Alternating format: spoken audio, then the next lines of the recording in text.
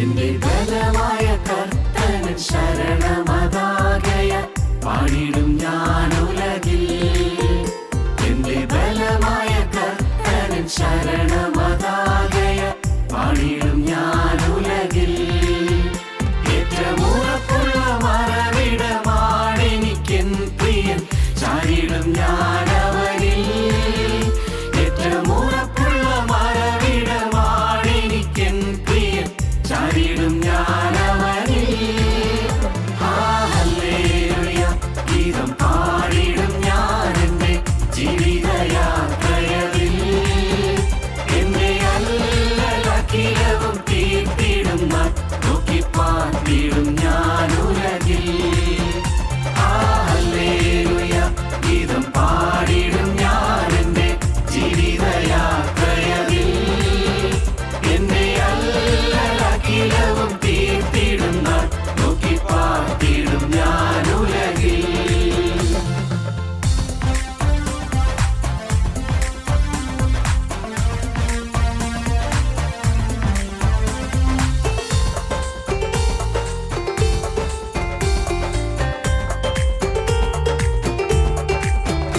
എല്ലാ കാലത്തും ആശ്രയം വെച്ചിടുവാൻ നല്ല സംഗീതമേശുവത്രേ.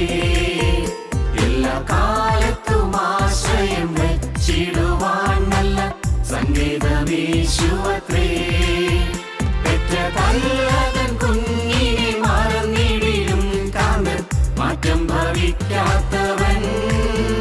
പെറ്റ തല്ലതൻ കുഞ്ഞിനെ മറന്നിടിലും കാന്തൻ മാറ്റം ഭവിക്കാത്തവൻ. ഹല്ലേലൂയ ഗീതം പാടിടും ഞാൻ എന്റെ ജീവിതയാത്രയിൽ. എന്റെ അല്ലലഖിലവും തീർത്തിടുന്ന നോക്കിപ്പാർത്തിടും ഞാൻ ഉലകിൽ.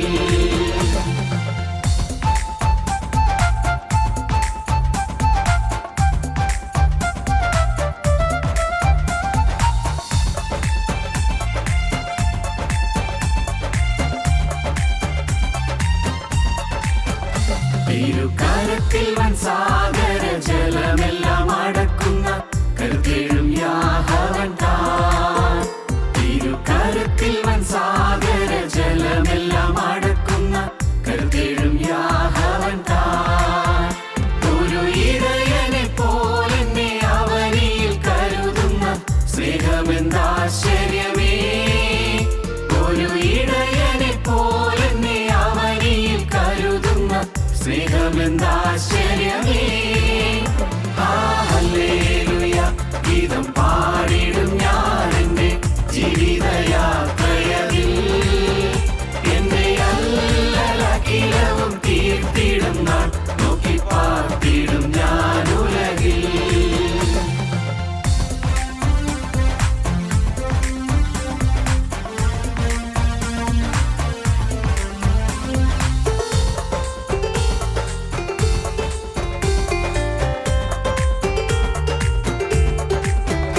ഉള്ളം കലങ്ങുന്ന നേരത്ത് പ്രിയൻ തൻ വാഗ്ദത്തം ഓർപ്പിച്ചുണർത്തുമെന്നേ.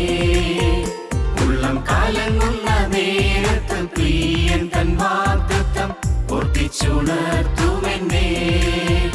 ഉള്ളം കരത്തിൽ വരച്ചവൻ ഓർമ്മിക്കധീശൻ താൻ എന്നോടെ ആശ്വാസകൻ. ഉള്ളം കരത്തിൽ വരച്ചവൻ ഓർമ്മിക്കധീശൻ താൻ എന്നോടെ ആശ്വാസകൻ. ഹല്ലേലൂയ ഗീതം പാടിടും ഞാൻ എന്റെ ജീവിതയാത്രയിൽ. എന്റെ അല്ലലഖിലവും തീർത്തി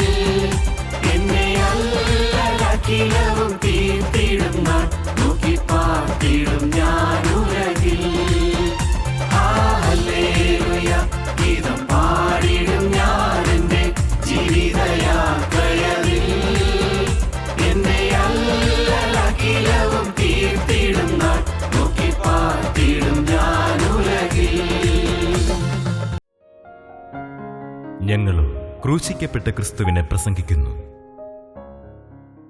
കർത്താവിൻ്റെ വചനം കേൾക്കുവാനായി കൂടി വന്നിരിക്കുന്ന വിശ്വാസികളുടെ കൂട്ടമേ,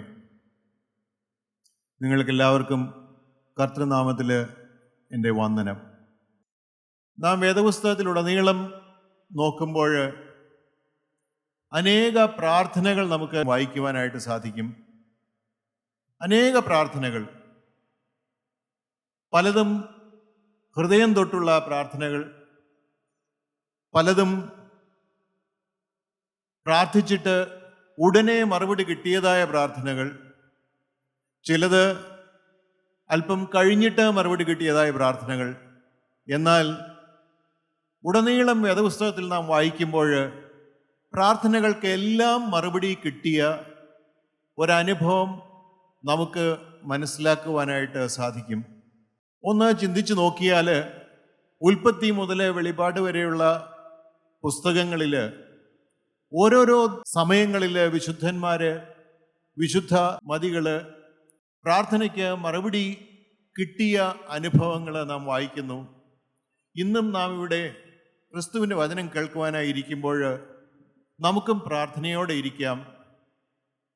എങ്ങനെയാണ് പ്രാർത്ഥിക്കേണ്ടത് എന്ന് നമുക്ക് മനസ്സിലാക്കുവാൻ ദൈവം കൃപ തരട്ടെ എന്നുള്ള ആ യാചനയോടുകൂടി നമുക്കിരിക്കാം. നമുക്ക് വായിക്കാം 1 ശമൂവേൽ 1-ാം അധ്യായം 9-10 വാക്യങ്ങൾ.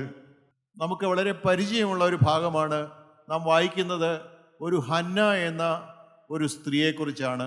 അവർ ശീലോവിൽ വെച്ച് തിന്നുകയും കുടിക്കുകയും ചെയ്ത ശേഷം ഹന്ന എഴുന്നേറ്റ് പോയി. പുരോഹിതനായ ഏലി യഹോവയുടെ മന്ദിരത്തിൻ്റെ വാതിൽക്കൽ ആസനത്തിൽ ഇരിക്കുകയായിരുന്നു. അവൾ മനോവ്യസനത്തോടെ യഹോവയോട് പ്രാർത്ഥിച്ചു, വളരെ കരഞ്ഞു. അവൾ ഒരു നേർച്ച നേർന്നു. സൈന്യങ്ങളുടെ യഹോവേ, അടിയന്റെ സങ്കടം നോക്കി അടിയനെ ഓർക്കുകയും അടിയനെ മറക്കാതെ ഒരു പുരുഷ സന്താനത്തെ നൽകുകയും ചെയ്താൽ അടിയൻ അവനെ അവൻ്റെ ജീവപര്യന്തം യഹോവയ്ക്ക് കൊടുക്കും. അവൻ്റെ തലയിൽ ക്ഷൗരക്കത്തി തൊടുകയുമില്ല എന്ന് പറഞ്ഞു. നമുക്ക് ഇതിൻ്റെ പശ്ചാത്തലം അറിയാവുന്നതാണ്. ഹന്നയ്ക്ക് മക്കളുണ്ടായിരുന്നില്ല. ഹന്നയ്ക്ക് വളരെയേറെ ആഗ്രഹമുണ്ടായിരുന്നു ഒരു മകൻ ജനിക്കണമെന്ന്. എന്നാൽ ഹന്നയ്ക്ക് മക്കളുണ്ടായിരുന്നില്ല. അതിൻ്റെ പ്രയാസങ്ങളെല്ലാം ഹന്ന അനുഭവിച്ചു കൊണ്ടാണ് തൻ്റെ കുടുംബജീവിതം നയിച്ചു കൊണ്ടിരുന്നത്. അങ്ങനെയുള്ള അവസരത്തിൽ ഹൃദയവേദനയോടുകൂടിയുള്ള ഒരു പ്രാർത്ഥനയാണ് നാം ഇവിടെ കാണുന്നത്. ഹന്ന പ്രാർത്ഥിക്കുകയാണ്, മനോവ്യസനത്തോടെ പ്രാർത്ഥിക്കുകയാണ്. ഹന്നയുടെ പ്രാർത്ഥനയുടെ ഫസ്റ്റ് ക്വാളിറ്റി എന്താണ്? തനിക്ക് എന്തില്ല എന്ന് ഹന്നയ്ക്ക് വളരെ കൃത്യമായിട്ട് അറിയാമായിരുന്നു. തനിക്ക് എന്ത് വേണമെന്നും ഹന്നയ്ക്ക് അറിയാമായിരുന്നു. 3 കാര്യങ്ങൾ വ്യക്തമായിട്ട് നമുക്ക് മനസ്സിലാക്കുവാനായിട്ട് സാധിക്കും. ഹന്നയ്ക്ക് ഒരാവശ്യമുണ്ടായിരുന്നു. ആ ആവശ്യം എനിക്കിപ്പോഴില്ല, ഹന്നയ്ക്കില്ല എന്നറിയാം. രണ്ടാമത്, എനിക്ക് കിട്ടിയേ തീരുമെന്നുള്ള ഒരു അത്യധികമായ ആഗ്രഹം, അത് തരുവാൻ കഴിവുള്ളവനായ ഒരു യഹോവയായ ദൈവമുണ്ട് എന്നുള്ള ഒരു വിശ്വാസം. ഇതാണ് ഈ പ്രാർത്ഥനകളിൽ നാം കാണുന്നത്. എന്നാൽ ആ ഹന്ന ചെയ്യുന്നത് എന്താണ്? നിരാശപ്പെട്ട് ഇരിക്കുകയല്ല ചെയ്യുന്നത്. ഹന്ന ചെയ്യുന്നത് മനോവ്യസനത്തോടു കൂടി യഹോവയോട് പ്രാർത്ഥിച്ചു, വളരെ കരഞ്ഞു. മനോവ്യസനം, അതുപോലെ വ്യസനമുണ്ട്, പ്രയാസമുണ്ട്. സ്വന്തം വീട്ടിൽ നിന്ന് വളരെയേറെ പ്രയാസങ്ങൾ അനുഭവിക്കുന്നു, നാട്ടുകാരിൽ നിന്നും അനുഭവിച്ചിരിക്കാം. അങ്ങനെയുള്ള ഒരു അവസരത്തിൽ ഹന്ന ചെല്ലുവാൻ ഒരു ഇടമുണ്ടെന്ന് അവൾക്ക് അറിയാമായിരുന്നു. ദേവാലയം. ആ ദേവാലയത്തിലേക്ക് ചെല്ലുകയാണ്. ചെന്നിട്ട് പ്രാർത്ഥിക്കുകയാണ്. മനോവ്യസനത്തോടുകൂടെ പ്രാർത്ഥിച്ച് വളരെയേറെ കരഞ്ഞു. കരഞ്ഞിട്ടുള്ള അവൻ്റെ പ്രാർത്ഥന ഇങ്ങനെയാണ്: അവൾ ഒരു നേർച്ച നേർന്നു. സൈന്യങ്ങളുടെ യഹോവയെ, അടിയൻ്റെ സങ്കടം നോക്കി അടിയനെ ഓർക്കുകയും അടിയനെ മറക്കുകയും ചെയ്യരുതേ. അടിയനെ ഒന്ന് ഓർക്കണമേ. നീ സകലവും അറിയുന്നവനാണല്ലോ. ഞാൻ ജനിച്ചത് മുതൽ ഉള്ളതെല്ലാം അറിയുന്നവനായ കർത്താവേ, എന്നെ നീ ഒന്ന് ഓർക്കണമേ. എന്നെ നീ മറന്നു പോകരുതേ. ഇത് മാത്രമാണ് അവൾ പ്രാർത്ഥിക്കുന്നത്. അത് കഴിഞ്ഞിട്ട് അവൾ പറയുന്നുണ്ട്, ഞാൻ ചോദിക്കുന്ന കാര്യം എനിക്ക് നീ തന്നാൽ ഞാനത് നിനക്ക് തിരികെ തന്നുകൊള്ളാം. ഇതാണ് അവൻ പറയുന്നത്.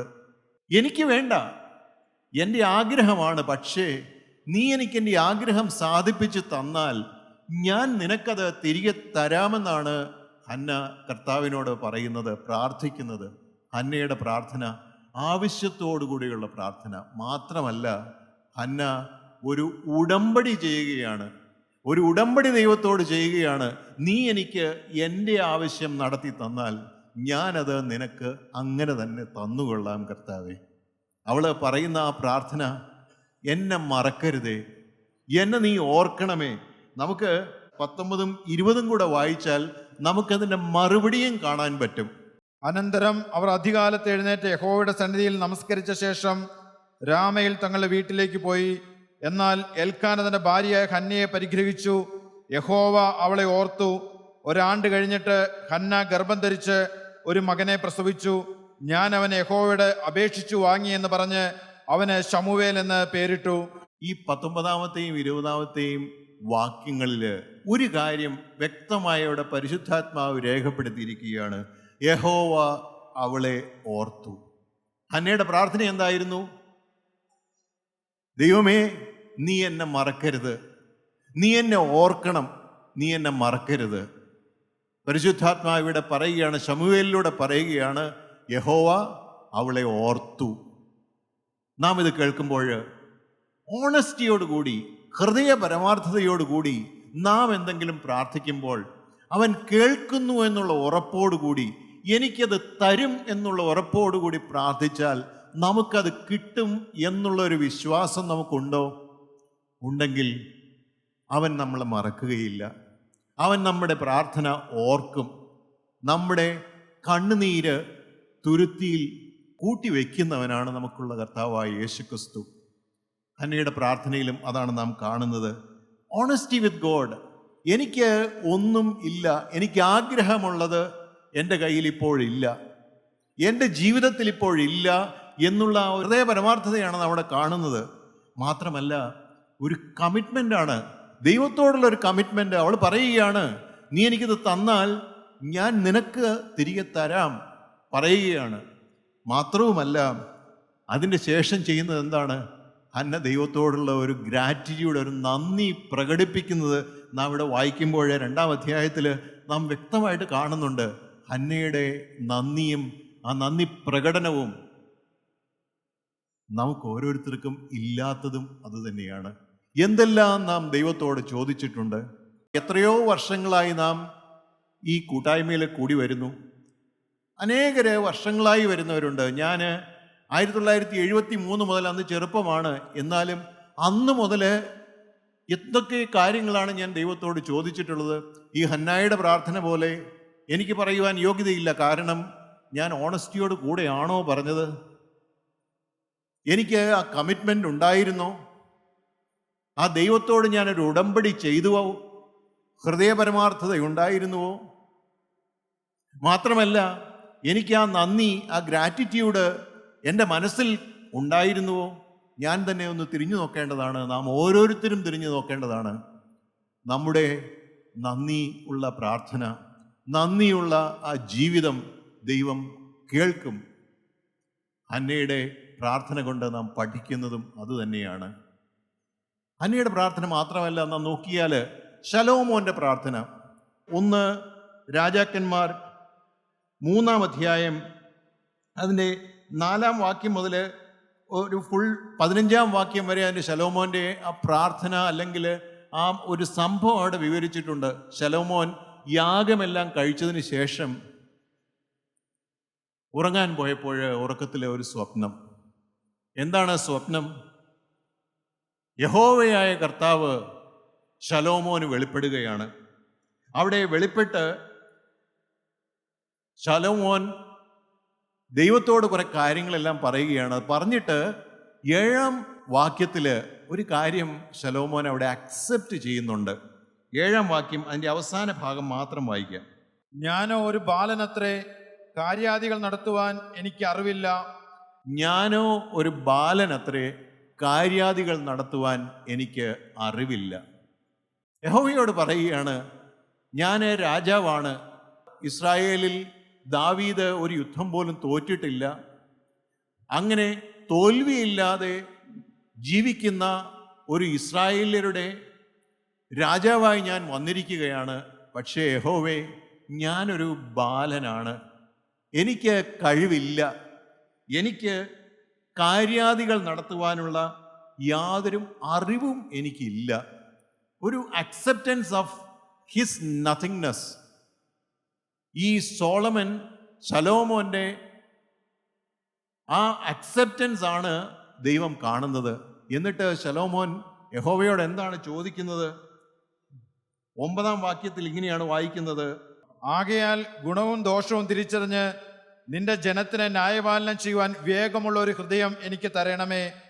ആകയാൽ ഗുണവും ദോഷവും തിരിച്ചറിഞ്ഞ് നിന്റെ ജനത്തിന് ന്യായപാലനം ചെയ്യുവാൻ വിവേകമുള്ള ഒരു ഹൃദയം എനിക്ക് തരണമേ. വ്യക്തമായിട്ടുള്ള ആവശ്യങ്ങളാണ്. ഒരു കാടടച്ച് എന്തെങ്കിലും പറയുകയല്ല ചെയ്യുന്നത്. ഞാനൊരു ബാലനാണ്, എനിക്ക് ഈ കാര്യാദികൾ നടത്തുവാനൊന്നും യാതൊരു ശേഷിയും എനിക്കില്ല, എനിക്ക് അറിവില്ല. അതുകൊണ്ട് ഗുണവും ദോഷവും തിരിച്ചറിഞ്ഞ് ഈ ജനത്തെ നടത്തുവാൻ, ന്യായപാലനം ചെയ്യുവാൻ വിവേകമുള്ള ഒരു ഹൃദയം എനിക്ക് തരണമേ.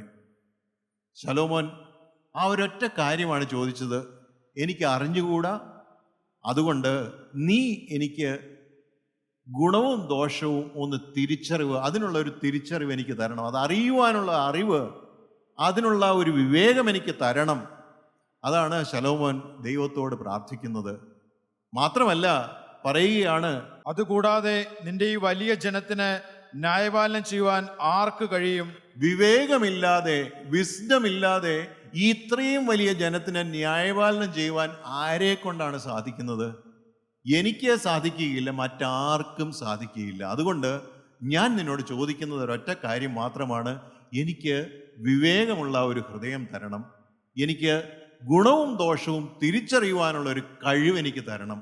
12-ാം വാക്യം ഇങ്ങനെയാണ് പറയുന്നത്: ഞാൻ നിന്റെ അപേക്ഷ പ്രകാരം ചെയ്തിരിക്കുന്നു.